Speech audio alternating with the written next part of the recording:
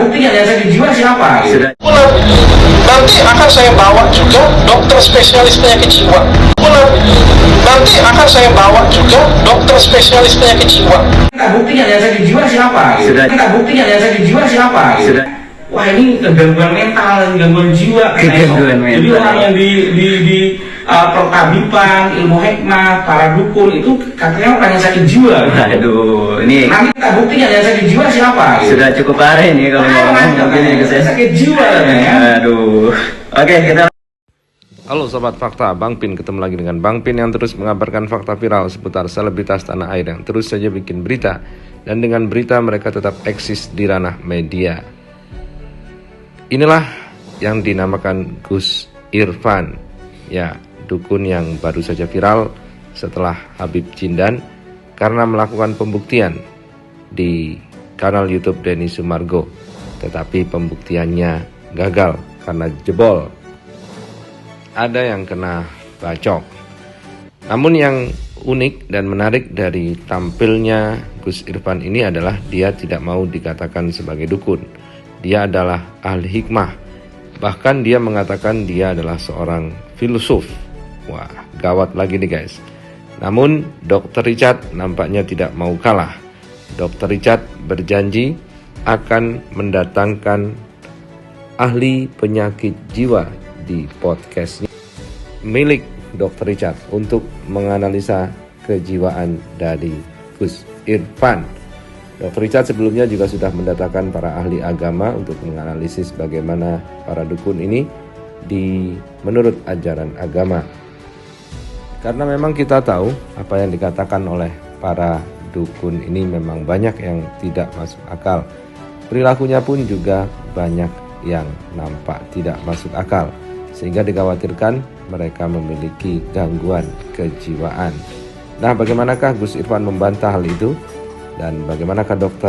Richard Lee mengatakannya? Yuk kita simak saja kupas tipis-tipis fakta Bang Pin kali ini. Like, subscribe, dan komennya ditunggu. Dan jangan lupa selalu ada doa dalam setiap hentikan jarimu. Saya menghilangkan begini ya. Saya pikir saya pengen dewasa. Jadi satu, Gus Udin tidak punya salah dengan saya. Dia tidak punya salah apa-apa dengan saya. Jadi saya sebenarnya nggak mau cari masalah dengan orang. Tapi saya sebagai seorang dokter melihat ini, dia salah melakukan pengobatan abal-abal. Banyak korban yang dirugikan. Saya pengen dewasa. Saya nggak mau ribut-ributin dia. Waktu dia bilang dokter itu pintar tidak beradab, tapi tidak beradab. Saya bisa loh ribut-ributin dia. Saya ributin dia, saya tuntut, saya UITE bisa loh. Tapi saya ngapain? Saya malas. Yang saya buka apa? Saya kasih edukasi ke masyarakat. Saya datangin Ustaz. Pak Ustaz, tolong nilai kata-kata dia benar atau enggak. Saya datangin korban. Benar nggak seperti ini punya? Saya datangin mantan santri dia. Saya datangin mantan kameramennya dia. Saya datangin Ustaz lagi rukiah yang benar bagaimana? Jadi saya kasih masyarakatnya ke masyarakat. Masyarakat yang nilai. Kalau masyarakat tetap mau percaya dengan dia, silakan. Saya datangin Ustaz Faizal yang memang punya kemampuan baca-baca kitab perdukunan. Nanti akan saya bawa juga dokter spesialis penyakit jiwa di podcast saya, supaya kita bisa nilai yang mana yang benar-benar sakit jiwa atau dukunnya yang sakit jiwa. Jadi kan karena saya tidak punya masalah dengan dia, maka saya cukup kasih edukasi ke masyarakat. Ini loh orang yang kalian percaya, ini loh orang yang selalu nemuin case, apakah dia benar-benar sakti. Jadi saya kasih manfaat aja ke masyarakat, saya nggak mau ribet sih. Bismillahirrahmanirrahim. Assalamualaikum warahmatullahi wabarakatuh. Allah, betul Allah. Hanya bagi orang bukan gunung istiqomah Sallallahu Alaihi Wasallam. Apa kabar pemirsa seluruh Indonesia, bahkan di mancanegara? Bahkan seluruh orang Indonesia atau bahkan di luar Indonesia sudah akrab dengan penampilan saya. Ya, nama saya adalah Irfan. Saya perkenalkan, sahabatnya pengacara Koboy, Bang Firdaus. Jadi pada momentum ini kita akan mengklarifikasi, karena beberapa hari ini saya mencoba untuk diam, untuk menyerap apa sih yang terjadi, biar apa sih kehebohannya. Moga-moga momentum ini bisa menjelaskan, termasuk menjawab tantangan dari si pesulap merah atau si mungkin dokter Richard atau siapapun lah, umpama ada tantangan seperti itu ya. Oke, atau mungkin penjelasan dari mereka. Gitu. Oke, mungkin ada, langsung aja ada pertanyaan, Mas. Oke. Gus Irfan, apa kabar Gus Irfan? Alhamdulillah baik. Waduh. Baik, sehat lahir dan batin ya, tidak hanya ini ya. Soalnya ada yang bilang katanya, wah ini gangguan mental, gangguan jiwa. Gangguan mental. Jadi orang yang di pertabipan, ilmu hikmah, para dukun itu katanya orang yang sakit jiwa. Aduh, ini Nanti kita buktikan yang sakit jiwa siapa. Gitu. sudah cukup parah ini kalau ngomong begini Gus ya. Sakit jiwa ya. Aduh. Oke, kita lanjut ke pertanyaannya Gus Irfan. Yo. Nah, apa sih tujuan Gus Irfan yang seorang filosofi al-hikmah membela para dukun nih Gus Irfan? Oke. Ya. Awalnya kan saya menyimak berita tentang Marcel dengan si Mas Samsudin ya. Iya.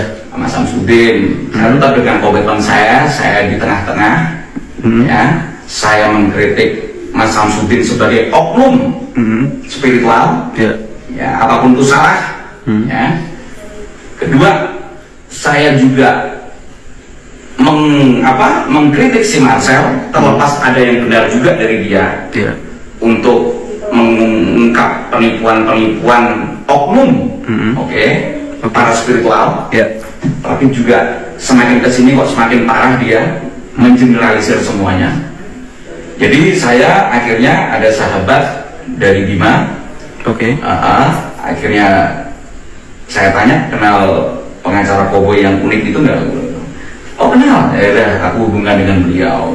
Akhirnya ketemu, bagaimana akhirnya acara di Denis maupun di Densu seperti itu. Jadi ternyata keinginan kenapa saya membela, karena kata dukun ini masih terjadi kontradiksi. Kami pun di dalam ilmu pertabiban santri juga disebut usul oleh mereka, ustaz dukun gitu. Oke. Kan kurang aja gitu. Padahal kata dukun itu, kalau kita ngikuti sejarah, Indonesia ini kan dijajah oleh berbagai bangsa lain, beberapa bangsa Eropa. Yeah. Ada yang dari Portugis, VOC Belanda, terus Inggris pernah menjajah sebentar, bahkan Prancis sebentar juga pernah.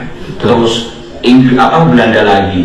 Jadi dulu sampai ketika setelah VOC zamannya Inggris sampai 1800-an ya, 1800 awal, kata dukun ini masih dimaknai sebagai penyembuh tradisional dengan ada jambi-jambinya, doa-doanya. Iya. Itu. Lalu ketika Inggris cuma sebentar oleh Gubernur Raffles waktu itu ya, beberapa tahun doang, akhirnya dikembalikan diambil lagi oleh Belanda.